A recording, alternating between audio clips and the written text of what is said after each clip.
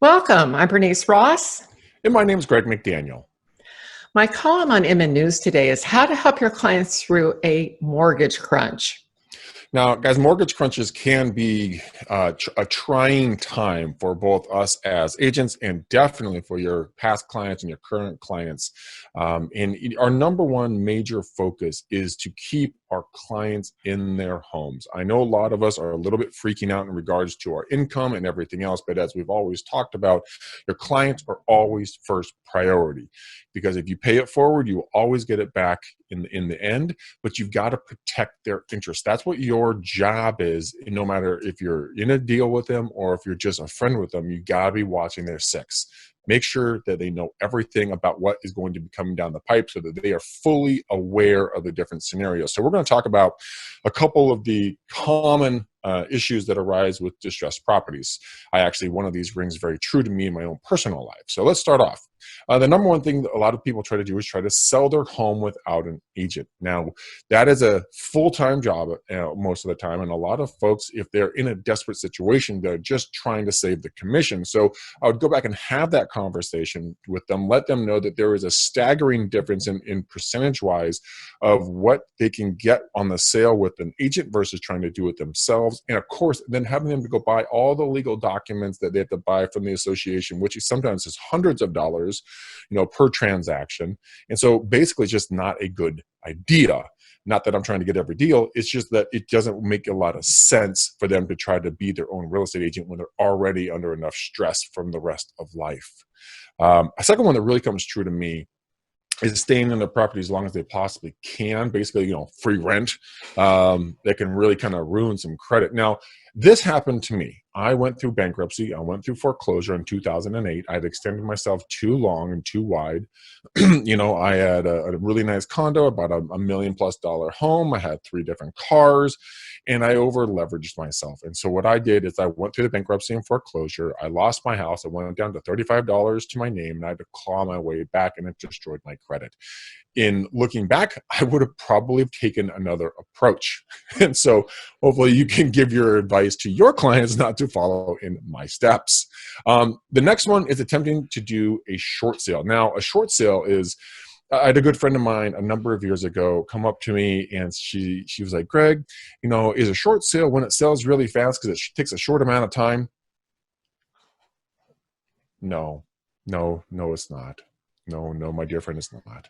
Guys, basically, when you're selling short, it means that you owe more on your home than you have in equity. So if you owe $560 and you're at $500, well, you got a problem. You're not going to be able to sell the home and make any money, and at least pay the loan off. That's a short sale. So if they can, try to step them away from a short sale. And Bernice is going to go into some options with you. I'm going over kind of what some of the common distressed property owners, what their mindsets are. So we just talked about a short sale. The next one is giving the keys back to the lender, aka a lieu of foreclosure. So basically they're going to try to work it out. And then if it doesn't work out, they're going to say, okay, Mr. Bank, here are my keys. See you later. Bernice? Yeah, Greg, the thing, depending upon the state that you're in, when we were at the height of the Great Recession and people were just, literally they're dropping the keys off of the lender. In your case, you threw them in the house is what you said and walked away. Right back in. In some states, in California, they'll do a deed in lieu of foreclosure. Sometimes it has to be done judicially. So again, it varies from state to state. Good point. And again, what you're describing about what people go through with, you go to bankruptcy. One of my dear friends got into problems with this, and she was managing a real estate office when she went back to work, but they were taking all the money. She had like less than $1,500 a month to live on when all was said and done, and that's paying rent and stuff. So that's not a good option. There are other options. So, and that's what we want to go into today. So, go ahead. Well, what the last one I want to, just like we said, is the bankruptcy one. Like you said, I went through it. it is definitely not a process that you ever really want to have your clients endure. So guys, pay attention to this video and through this article. There will be additional options that we're going to cover right now that can help your clients, and you can be the white knight riding in on the silver steed, okay? And that's what you want to be. Again, I can't emphasize this enough. This is where when you help someone out and you help them get through something, they're going to tell other people about that. People remember when you help them get out of, a mess like this. So here are some of the options they may not realize that they have. First of all, the lenders will negotiate with you, especially right now because of COVID-19. Trying to get them to negotiate with you when we were in the height of the short sale crisis back, in 2008, 2009, it just was a nightmare. We tried to do a workout with Wells Fargo. They wouldn't give us a reduced payment because we didn't qualify, and yet they're kicking me in a payment that was like $2,000 a month more at a higher interest rate, which was just insane. But so you want to request, one of the things you can do is you can request a reduction in interest rate, and we're going to do a little bit more on that. But also, what we saw during the downturn, we saw some people renting a less, going into an apartment, renting a less expensive piece of property and renting out their more expensive property as a way to keep it. Or another thing, say that you have a couple and their kids have gone off to college, or they're adults now, they're not living at home, but they've got an extra bedroom or two. Maybe they take in a roommate or, someone else who has got some income that they can help out. But again, if you get some income from that, again, that helps you to, make your bills. Or there's something called a loss mitigation firm. And what these are generally attorneys who specialize in working with, creating workouts between the lenders and consumers. And there's two sides of this. There are people who do this on behalf of the lender, and there are people who do it on behalf of consumers. And one of the best resources is the Consumer Financial Protection Bureau. That is one of the places where you'll find a lot of resources for dealing with any kind of distressed property, or when you're in, you get into trouble with your lender, or in your credit, with your credit cards. That's a whole nother discussion. I will have a link to an article I did on that that'll be in this week's column. Now, I got an email this morning from a gentleman by the name of Todd Snodgrass, excuse me. He's the managing director of EMD Funding, and he said he specializes in doing wholesaling, but he says the kind of people to look for right now, the ones who need your help the most are distressed, motivated, and flexible. They have already fallen behind on a payment. So if they're behind by one payment, they're already in trouble. They have a short period of time before they may get a pre-foreclosure filing. So they get a notice of default generally. That's what, it depends upon the state. In some states, they can foreclose on you in 30 or 60 days. In California, the minimum, I think, is 90 plus 21 days or something. So, they can't get to you for almost 4 months at the earliest, and it may take longer. But again, you want, if they wait, the problem is they could lose their equity. So, if in worst case scenario, get that house sold and get them into something where they at least have some equity left, or find a way to get those payments reduced. But then the other thing, Greg, what happened to you with your credit score? It just dived, right? Went into the toilet. I mean, I've been battling it back ever since. Thank God I had some smart folks around me. We put together a credit repair plan and put it into autoplay. And then my credit is right back up where it needs to be. The high 700s. So it's not bad, not a bad little. It's a roller coaster, but there's a way to get back. Yes, and I can't emphasize this enough. Get with again, for people who are having problems, encourage them to get with a credit counselor and really do the work that it takes to get that, to see if you can work that out. They're going to put you on a pretty strict plan, but it's better than having to yank your kids out of school and the damage that cost your family in terms of the cost to your children can be tremendous. Kids, you yank them out away from their friends, away from their home. and it's traumatic for them, and we don't want to see that happen. Now, Snodgrass describes another group you may want to look at. A lot of, especially mom and pop landlords, their tenants may not be paying them, and they may be ready to sell. Todd referenced this, what he calls the 4 T's. They're tired of tenants, toilets, trash, and termites. I hadn't heard that one before, but that kind of sums it up. If you're a landlord, there's always a problem. It's usually the bugs or the tenants or toilets or the trash. Now, Greg, we've got a prospecting call that you can use, and like you're into doing these cold calls. What would you say? So all of you guys who don't know, I do cold calls every single day. And so I like this cold calling script because you're coming from a place of service and you're not a predatory real estate agent looking for the easiest deal. You're really out there looking to help folks. And this is kind of the script that we really enjoy over here.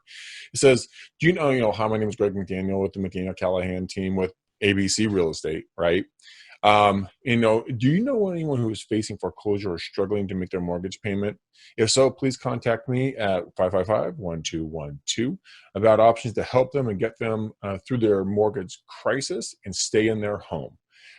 And so you're not looking for someone who you can take advantage of. You're looking for someone to help them stay in their home. Like I said in the beginning of this article, that's the entire portion of that. Now, I had a client of mine last year.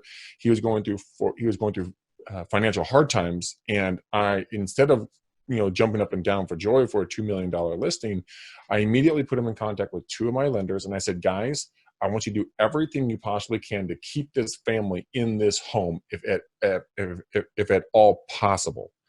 And both of my lenders crunched the numbers. They could not keep him in there with the burn rate that he had.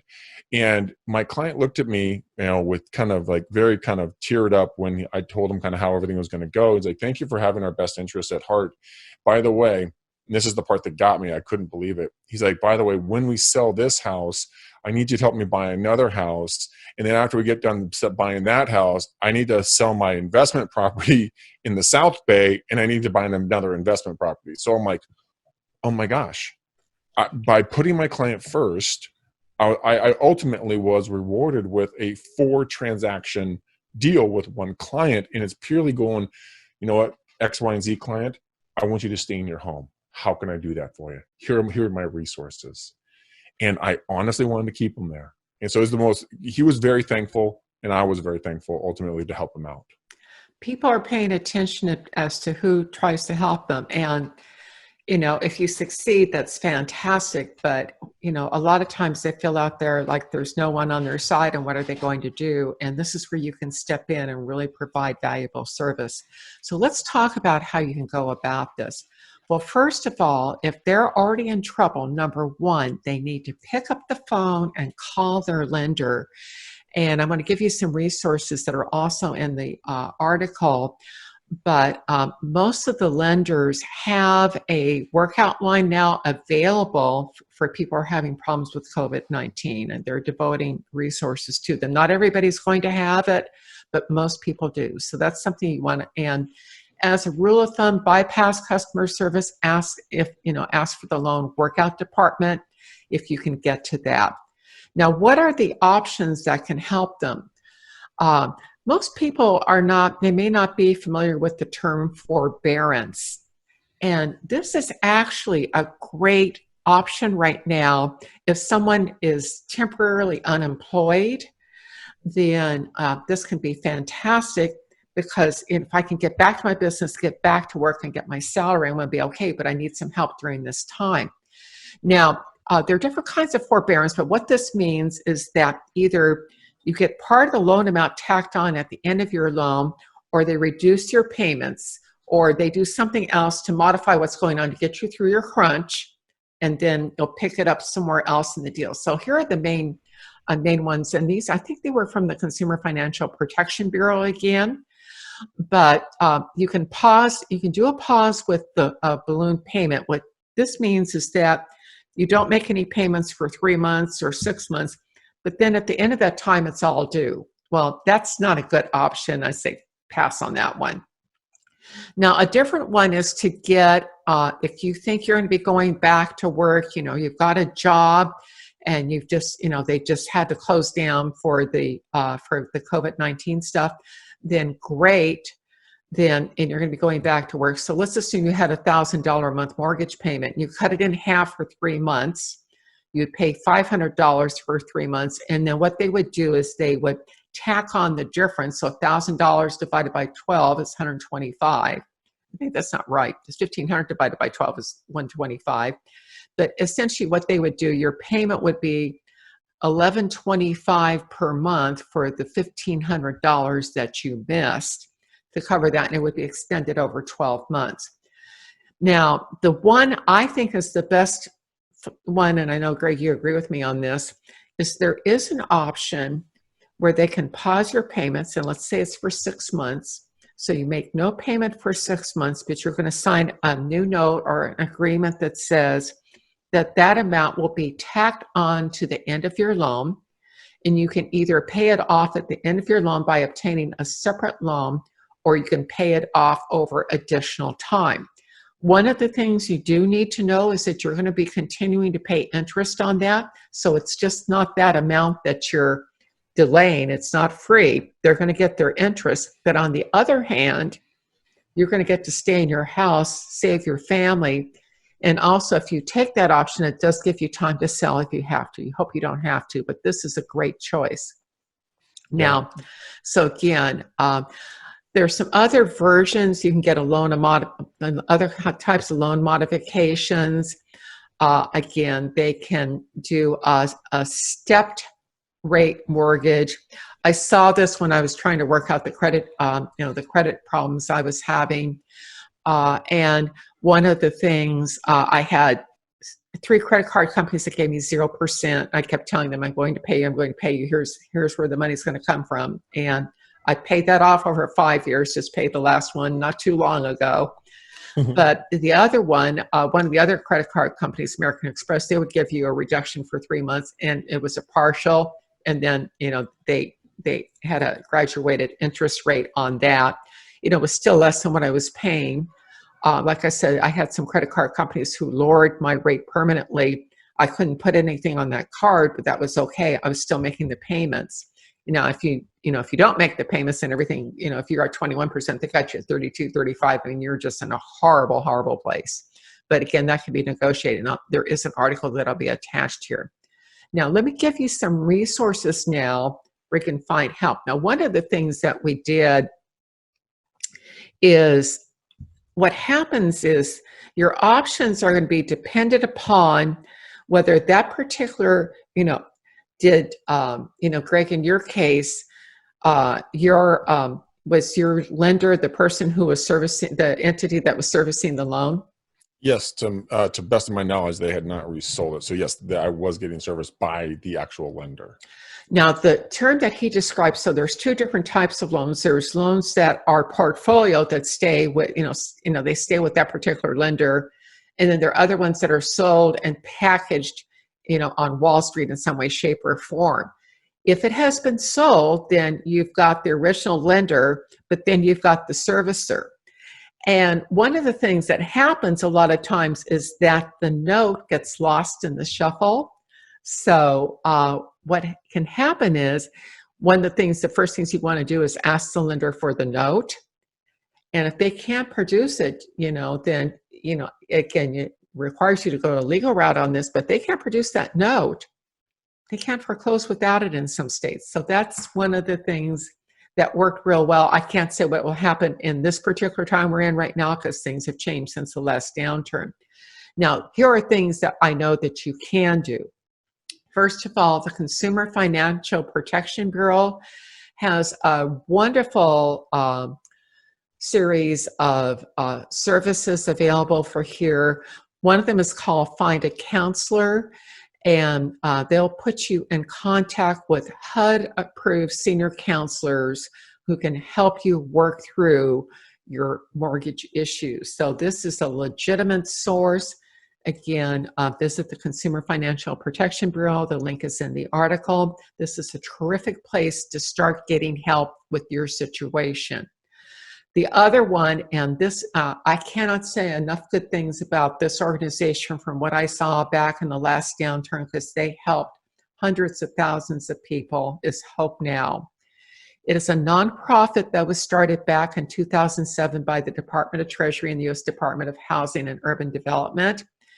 And their goal was to bring diverse stakeholders together to address the challenges in local markets and create collaborations to solve problems.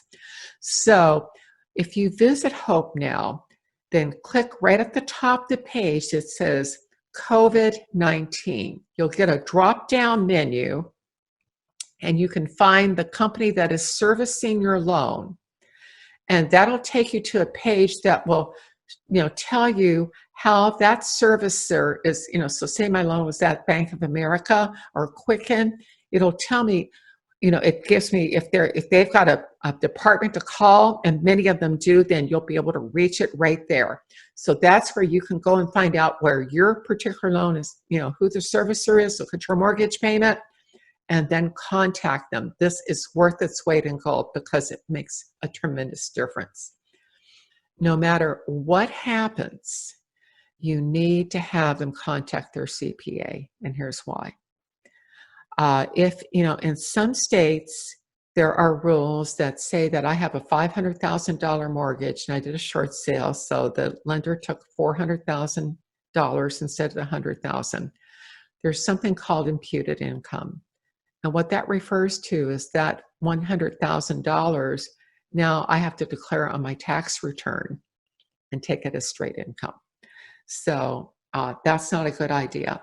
Also, your CPA can outline what happened in terms, what will happen with bankruptcy, and there's reorganization. There are two different kinds of bankruptcy. Greg, what kind did you do in your case? Oh man, it's been a long time.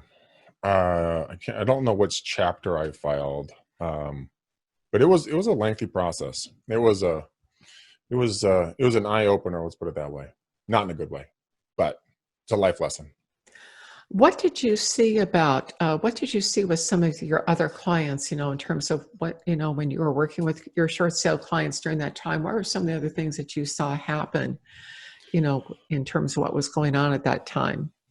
In regards to just the personal relationships that were taking place or disintegrating in front of you because of the massive stress, there's a lot of aka fake news floating around on what you could or could not do, what this group will do, this group won't do, what the real facts are, what the time frames for recovery. The roof had fallen on us, and we were trying to scramble out from underneath it. And I think that at this point, I would go to trusted sources for information.